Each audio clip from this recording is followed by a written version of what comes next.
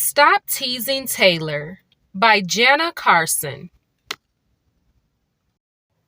It was the night before the first day of school, and I was so excited. I laid out my new school clothes and packed all my new school supplies in a brand new book bag. I wanted everything to be perfect for tomorrow. "Otis," my mom called. "It's time to get ready for bed." But I was too excited to go to bed. I asked my mom if I could call my best friend. She said it was okay.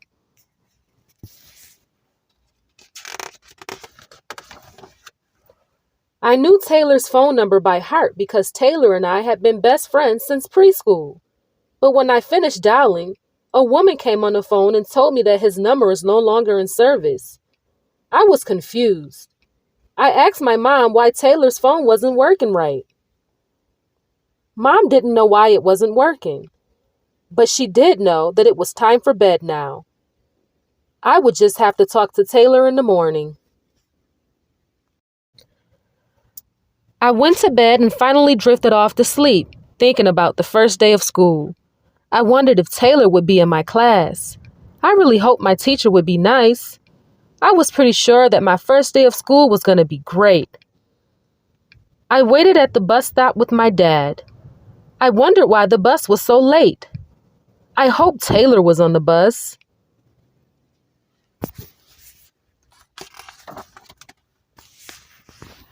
When the bus finally arrived, I climbed aboard quickly and searched through all the familiar faces until I found the one I liked best. "Hey, Taylor," I shouted to my friend. "Hey, Otis," he shouted back with a great big smile. Miss King was waiting for us at school. She told me that I was in her class. She told Taylor he was in her class too. It was going to be a great first day of school.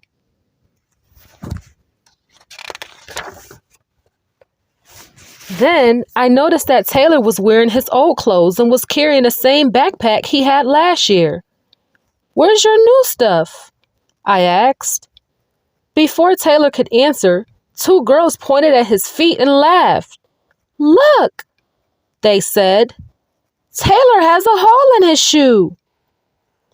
More kids came to look at Taylor's shoe. They all laughed and pointed. I wanted to help Taylor, but I didn't know what to do.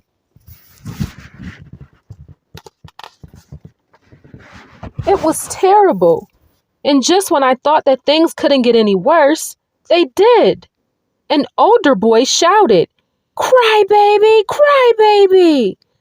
And Taylor started to cry. I had to do something fast.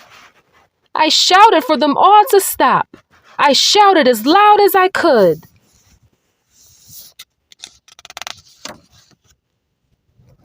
Miss King heard all the noise and rushed over.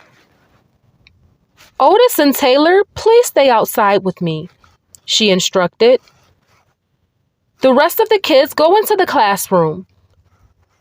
She asked us what happened, and Taylor was so upset that he couldn't talk.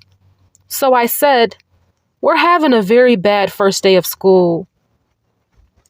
I told Mrs. King that the kids were saying mean things to Taylor.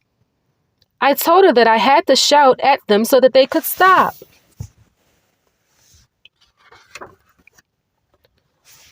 "I'm sorry the children teased you, Taylor," said Mrs. King.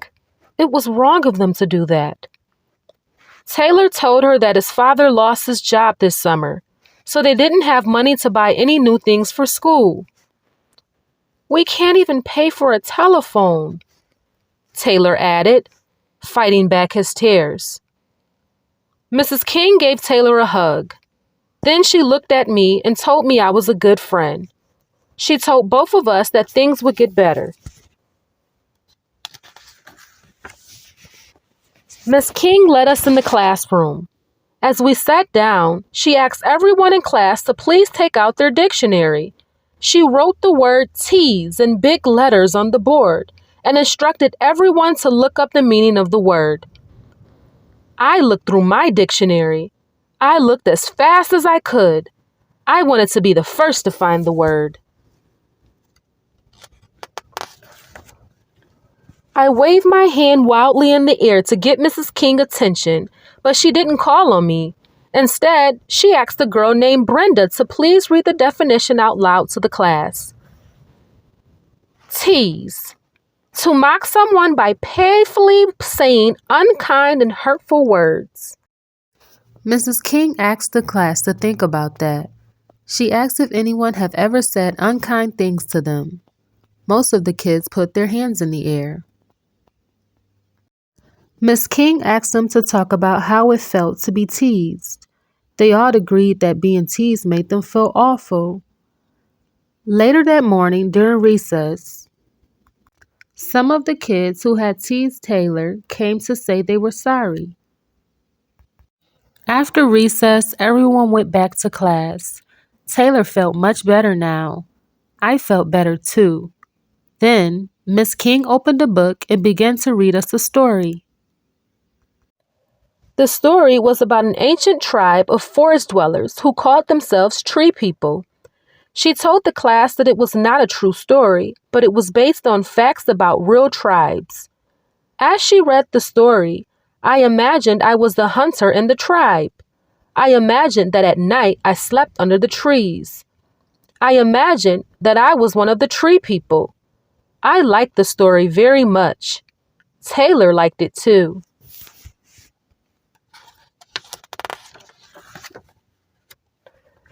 The tree people were very special, Miss King read.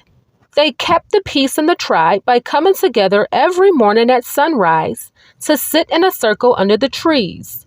Each member of the tribe would say one good thing about every person sitting there. They called this the magic circle. The book came to an end. I wanted to hear more about the magic circle. I wanted to hear more about the tribe. Then, Miss King said to our class was going to become a tribe too.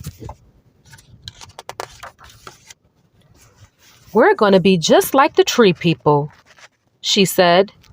You have 1 week to find at least one thing to say about each other in the class. When the week is finished, we will make our own magic circle. It wasn't such a first bad day of school after all. We were going to be tree people.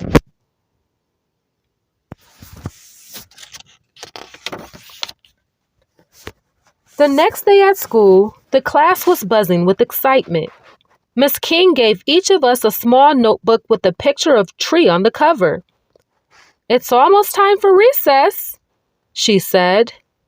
See what good things you can find about each other and write them down on your notebooks. I looked at my notebook. I didn't know where to start. I didn't know what to write. I was about to give up when I noticed that Brenda had fallen. She was crying and holding her knee. Marcia came to help her, and David ran as fast as he could to get to the nurse. I wrote it all down in my notebook. I began to notice other things. Some kids were good with animals. Some were good at telling funny jokes. For the rest of the week, the whole class spent time learning about each other. I discovered that every person was as good at something. My notebook was getting very full. Miss King reminded us that we would have our first magic circle on Monday to share all the good things we have learned about each other. Taylor and I got on the bus to go home.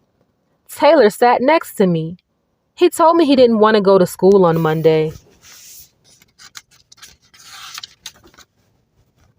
Why not? I asked, in surprise. Why not? I asked, in a surprise. Taylor looked at his toe poking up through the top of his shoe. What if no one else has anything to say nice about me in the magic circle? What if they just tease me again? I put my arm around my buddy and told him that tree people were special. They don't tease each other, I said. Taylor smiled. Monday morning, I jumped out of bed. I was very happy. I was going to be a very special day.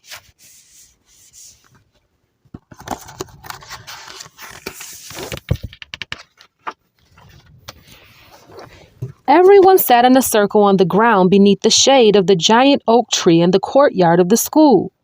Each person in the class had heard good things about themselves and others. Taylor heard that he was a great soccer player.